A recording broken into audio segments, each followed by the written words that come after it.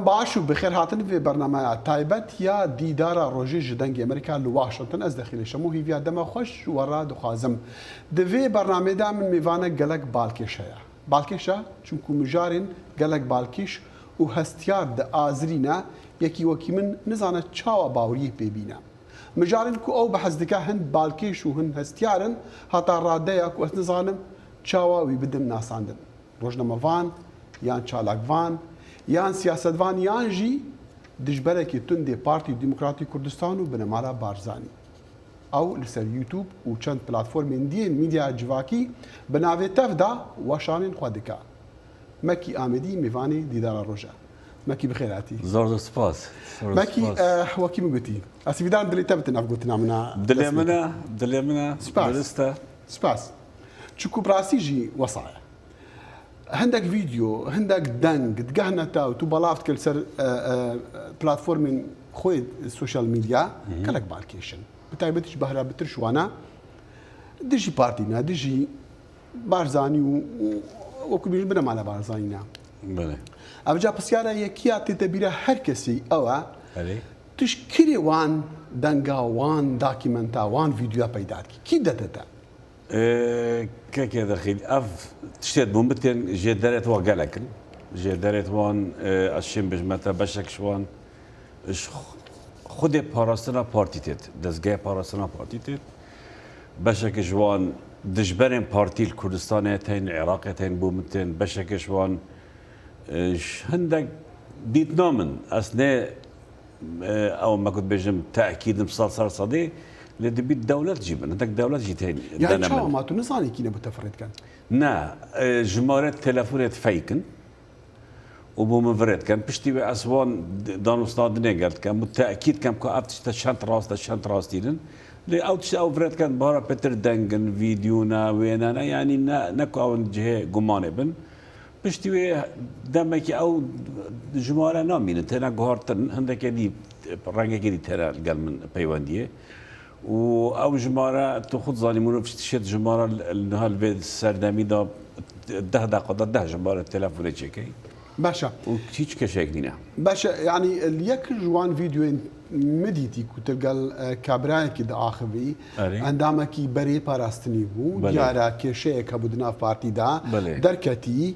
ها وبحثي هندت كتن كو شوية دف إيكاتي تايبتي جي دف الوقت يخو لاهور الشيخ جنگي كو او بخوام دزانين سرو كو بريفا بري دزگهين زانيارين ان يكيتيبو يك وصا حضرت كو جمويتين اف جموي هاتين اف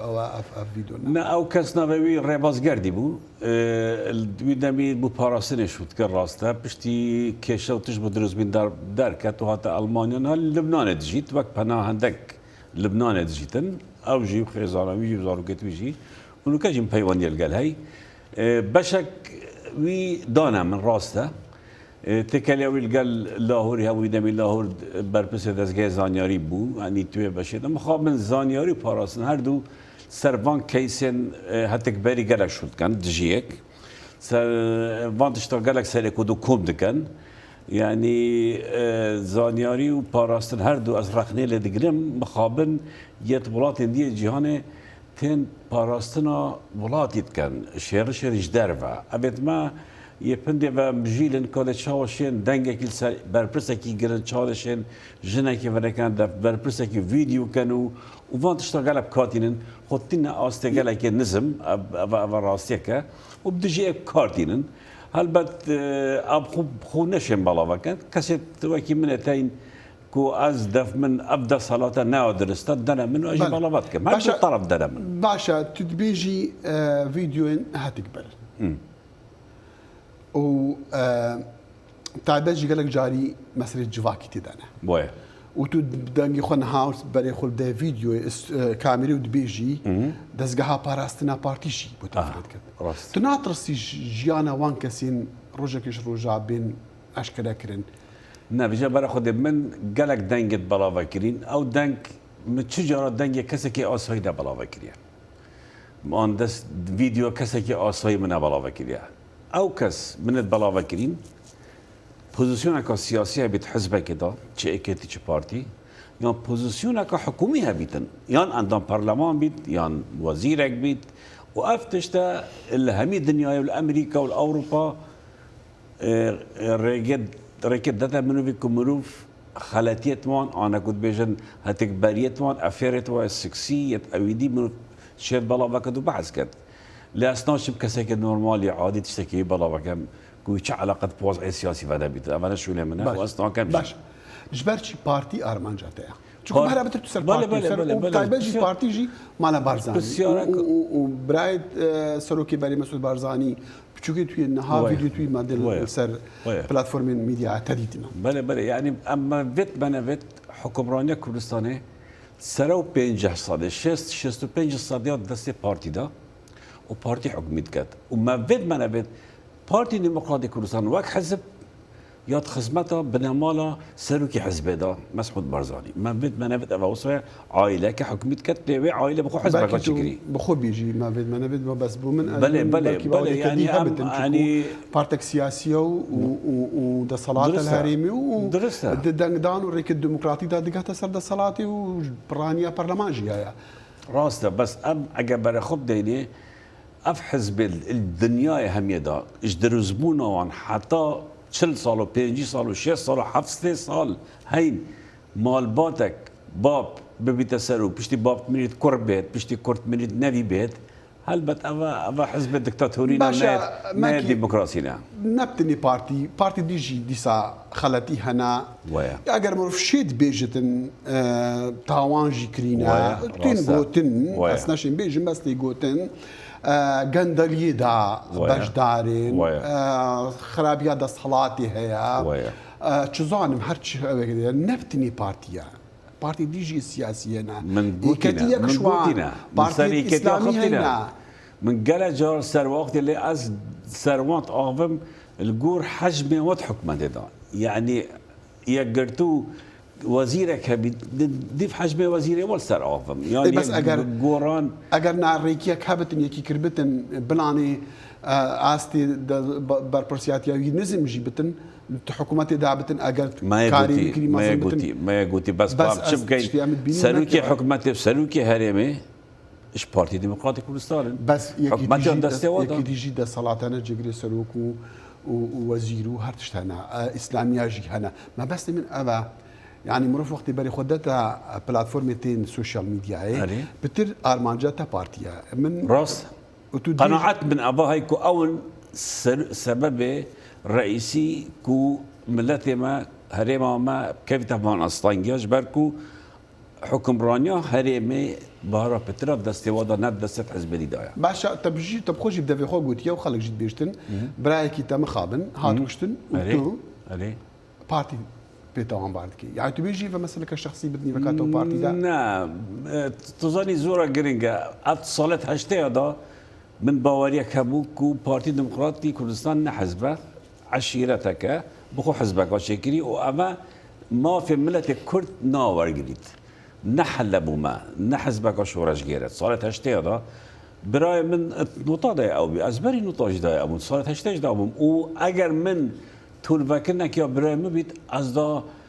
هر سال جاره که بیرانینا کشتنایی بلا وکم آن دار سر آوم میچه جاره سر ناختی میچه جاره سر ناختی بخونه کنیم موضوع جی جبرکو آوان نبز برای من کشتی هزارا کسی دیت کشتین یعنی برای میشه وکی هر قربانی که دی باشا بوش بویشیویی تو دجبری آوان کی بوش بویشیویی اگر تو سیاست او سیاستوان خوب ده ناس کرن بوش بویشیویی بوش پارتی سیاسی رکابر هنا بله تشتكي وكو ميديا كارك وكو ميديا از اخفتيم از سر ايكيتي قالك يا اخفتيم من قالك فيديو سر ايكيتي ما بس ام بارتي تو بوچ دجاتيا وينا بارتينا كي بريكين دي ميديا تا شيان هاتو الالمانيا تا بلاتفورم هاينا تو باخ بوچ هندك فيديوين قالك جاري مثلا كيش جواكي جيت نك او فيديو ما هي جاري كيشكو جواكي جيشله مجبركو اوت من سر بلاوه كي ناس اخفتيم همي اون بربرسيارت حزبنا بربرسيارت حكومي بنا ريك بديل قال بارتي ديمقراطي كردستان منو بده وريكال قال وبكاريت او ريكت او قال منو بكارتينن يعني نابد از قلو قلم شما ايكي او شقال مبدات قلال سينجي مبدات يعني حد بد هر فعلك ورد فعل اخويا هاي نما دهن هرشت كان سر من كومن بكوجن المبدن اجري بردنا مالا من هل بت اس اجي دس هذا ما عندك ملفات قالك هستيار كوبي بيشن كوبي او ملفات هستيار كاك ماكي بلكي من قالك جوانا ديتنا وتا دويجي عن افريج تكنيشن من دا ابو نمونا كركي مسعود بارزاني منصور بارزاني قال لك تشكيت اخفت بيجكو على اساس جناويه بله بفارسيت اخفن بله باشا اگر افر راس بتن اسنابج راسنا راسس نشن بيجن بس بيجن اگر راس بتن بتليفوني يعني ديفيتي دزقاكا يا تبين استخباراتي يا زانياريا يا سيخوري بشي تشتكي وصابكاتن تشاد قهشتا تو تقد البت اف تليفون يعني اف تليفون دنگ تليفونات قاشينا دسته مقلق من البلاغه كرين راسته قلت نتا راسته افا تبد دزقاها كي مخابرات الدولة كي بشيت فان دنگا بقريتش بركو ايكل كردستان ايكل نمسا ايكل سويسرا ايكل دبي ايكل ايراني اف تليفونات شاواتي نقرتن ونا واتساب بيا ونا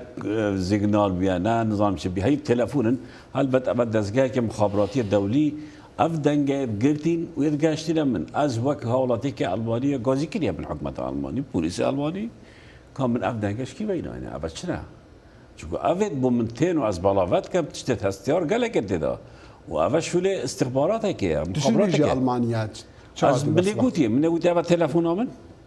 وافا او جمارد بومبركي كلام كان بخص كده انا نظام كده اس نظام كده باشا تقوم انك دزيها زانياريا جاسوسيا هرمي بتنشم نه هرمي دولتها يعني الدولة بن شو تيجو تنكو بشتفانيا مكي عاملي تكرن هم مسألة جهاندنا وان زانياريان هم جي مثلا بارا تشد بيجي وي طري او شتاتنا ورقتن وداينا من هل بد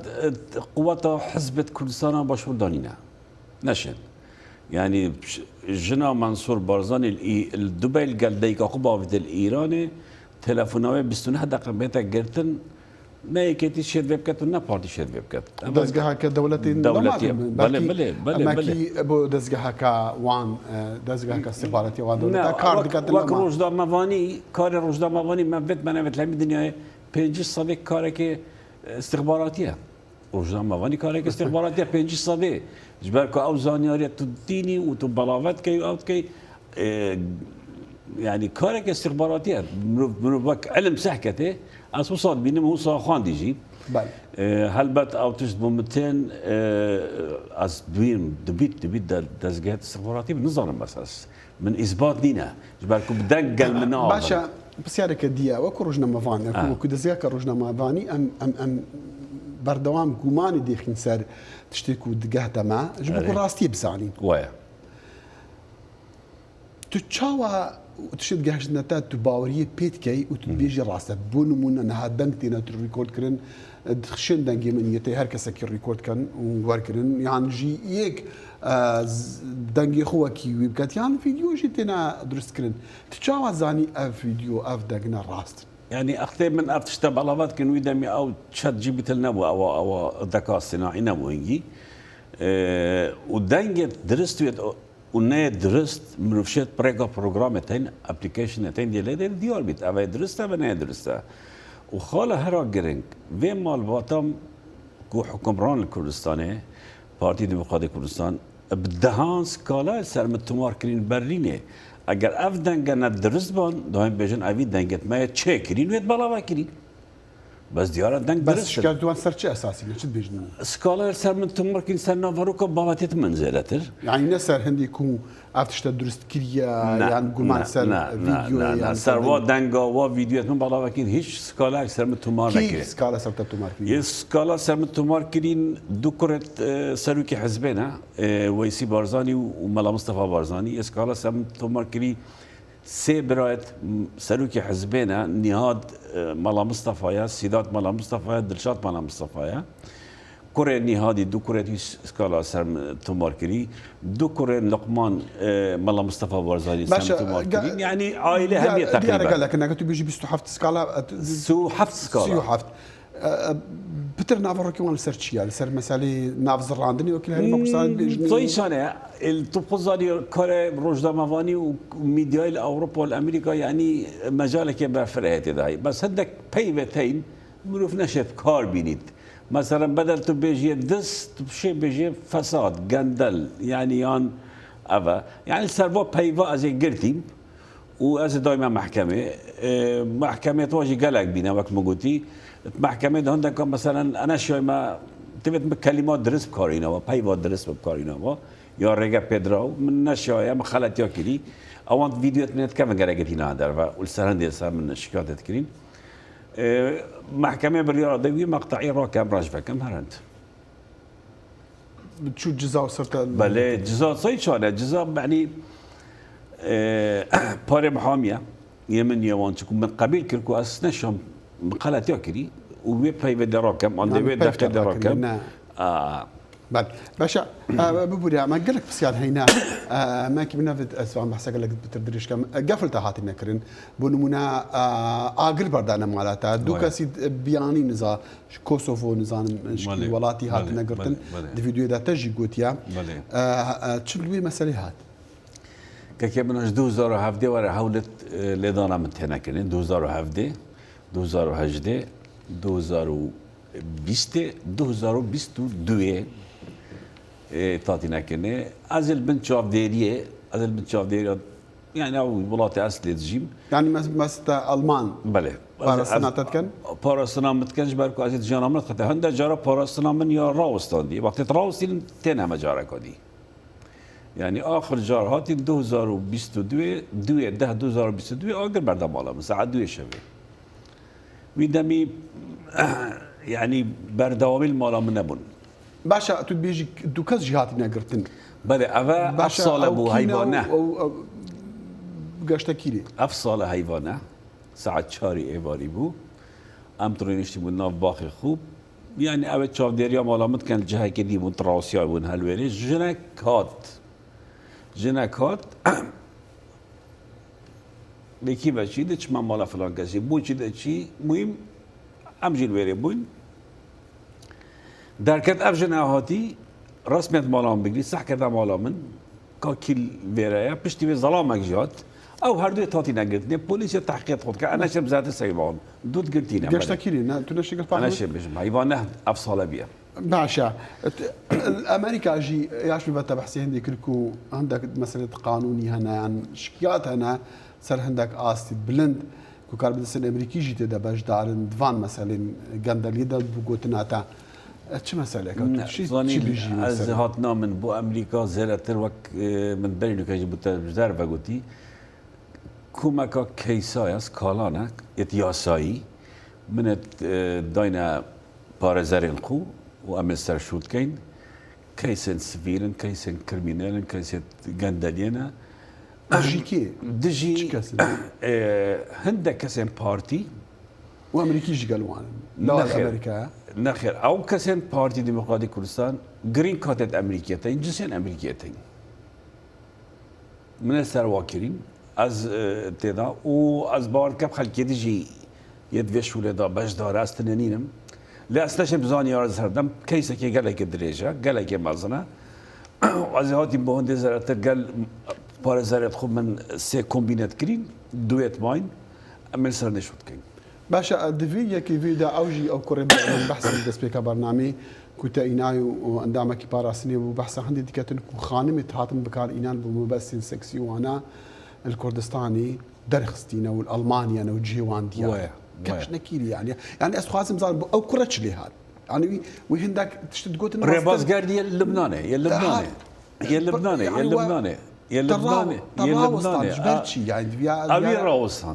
أبي راوستان جبالكو هراشة لهاتينا كني جايوي زاني كوي اللبناني ونشش لبناني جدار كبيت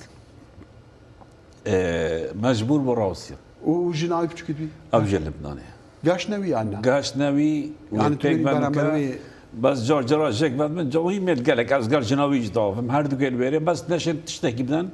اشترس هذا جبالكو لبنان تزاني شوية اللبناني باشا مثلا خانمك الماني قالت بوش صالد نوطا اسعد دار بوم او جهاد كشتن تويجي كشناويجي عطا راديكي قمانة اخيسر هناك لا انا طبعا او خانم روزنامه نووسك المان بو دوستا قال كرد بو از بارد كم هوا همیات نیاسی و تکلی قال هوا همیات و تخوجت نیاسی و بخوجت ناسی ما تکلی هوا ابو راست کار روزنامه وانی زیاد چونه جهد کو مخابن هاتا کشتن کردستان هاتا ترور کردن اوی جنه پیمانی که خورد قال منها بو نوتو چهار دان هاتا شهید کردن الكردستاني ام كرد قدر دوستت خونزانين بو چند قريشكا بو چند باركا هندكا تيرور كر مخابن باشا من دخست ماكي اثراسي يعني بسيارك بريخو بدي منو بيجن باش ما بس تجفيه همية تشتا ما بس من جوهرينا سيستم سياسي الكردستاني نهيلانا مالباتن كفن كوافا حفتي صالة ادفين كردستان بكنا باشایتی بكنا ملكيت وبيجن ما ياكري بو ما ياكري امدي خوين وتو خلامي تو خدامي زرتلنا باش اگر ادعاءات الناس دركتن ادعاءات متراسن جبركو دليل من افيا ابانو كام تعداد بينين ملتك برسي ملتك بخدمت گزاري ملتك بمعاش ملتك بخدان اخا كردستان نيفك تستي حكومه العراق دا دولتها ترك وايران كيف خطين تشن يواد بدر كردستان كان ودو حزب قال داي دولة اقليمية دو حزب برجواندي قال كردانين هزارها جنجي مايش كردستان دات كيف تربيت البرف اوروبا بحرادات خندقن خلك ما بيزار بي خلك ما تشابلا ودسقطان بو حكمة بغداد دات بيت كرم كان وين مجبر رزقار كان اویا مصیبت کا گله کا مزن امتداد جید خباتا منو کار مش بو هنده کو ابنا مالا دستش حکمرانی بردن و بهلن حکمرانی بو خلق کردستان بیت حکمرانی بو گنج کردستان بیتن باشا بوش بارتي كسياسي دا كارنا كيفين بتبون من ازان بيونديه تباش القل شاسور عبد الواحد بيونديه مقال شاسور عبد الواحد يعني باش لا باش يعني من بيواندي هاي القال شخصي بس از قال او هي فيو منينا او هي في منينا كو بيجم نوين ود هرشتيكات ناخير جبان جراش قال از قال داني بيجن او زانيا رجدت زانياريه دتو باراج بالعكس از زانيا دموي او ناتم از زانيا دموي ماكي اسي في دارم يعني از دم كانوا لنا ارتدك زانياريم از دمون او نادانا من زانياريت من كردستان اترا من هنا و قوات الدسبت كابل مكوي تشي بقوات يعني ما كنتش تشتهانا ايش تبلاف نكريم قالك من بساعتها تمار الدنجتين من قالك بلجتين سكالا من يا امريكا دهان بلجنكو من بلافكري من الدينا محامي يدخل بيرا تو تشيكي اجر او سكالا سر نكرت هي بدارم سر بجريت دادقهو باريزرن بلغنو سر نكرت اگر ادعاءات من يوم بلغت من ندرس بان يا نجي باوري من محامية بيرا نوارد قرتن محامية من اكفلش من نوارد قرت يا قلت اختام قضية بين نسبوخها هم دراكين اگر زاني بكو او تشت از دمافوان جهه قمانين او ندرسن دبن هم بارتا دوباره برين نوكاش بودتا امريكي نافوان دانا تشكو يك شوان فيديو نافي كارب دستن مزن امريكي كارب دستك امريكي تدت تقولن امريكي فيديو من تنا بالله لكن نافي امريكي مازت بله جنرال بتروس نافي تيت سلوك سي اي كمان بيت ما يرشوا كني ابا بلغاخو ابا بلغايا ليس كما بترسنا سكي هيرويفا يا طبعا هيرويفا بتزجك الامريكا ايه بيجا من ابدا كمان بريدو هاي بلاوك بريدو صار من بلاوك انه كذا تينم كلام كان شو منصور بارزاني شو فان رشوكت ابدنك امريكا جنها داخشيما مختبر دنجتين شيء دنجه تزوير ونا تزوير جك جدا كان بله ابا نب كيف ما بهرحال زقلق سپاسدت كم كدعوة ما تقبل كريتواتي سپاسدت كم درازن باخر الجلمة وتا أجد سيدارش بسيارة ماجد تو عاجزنا بكم كمان داني نسال قوتنيتا أبدا بسيارك شو بكتو باروش كي بعدين دوسي جارو تقول بس بجواب ده هذا كتو مجرد دم أزفي جواب ده زوج كود برنامج متماهي راستا كار من بتوی پاره هاری کاری من خلق که کوباری کار من اول هاری کاری هم بتکن سپاس بجید بینرین دنگی امریکا از خازم قال لك بالزلعلي بيجم كو جبو من وجبو دزقها من دنگي امريكا افغوتني مكي اميدي بالتني باورياوينا ويا ودمينن ادعاء وكقال لك جاري متهف فيني دا عن هفينا خدا قوتي وهطاكو نهن بشتراسكرن هر دمينن ادعاء ومدخز يك هبه برسفاي بدا اللي من قالك حول دا بشوي بسياري خوا مش ما كيدكرن هف سنجير راقرم وقال هر كسكي نافيوي دفي هف بيفيني دا هاتي يعني هر كسكي بخوازتن برسفا مكي عميدي بدا ام آمادنا وي ميفان بكن وي كسي هاتا برنامج ديجي هر شاهدوا بختبر بنو خدا حافظ